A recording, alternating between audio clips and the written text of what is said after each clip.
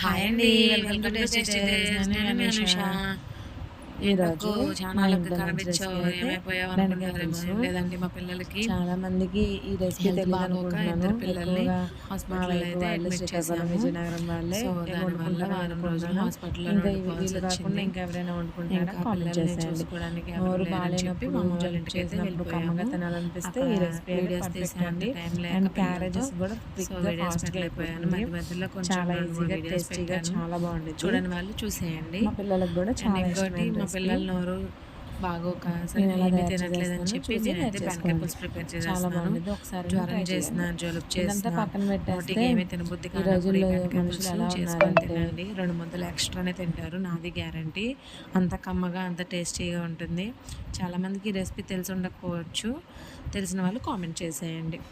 And video నచ్చితే ఒక like వేసి షేర్ చేసి సబ్స్క్రైబ్ చేసుకోండి. Bye bye.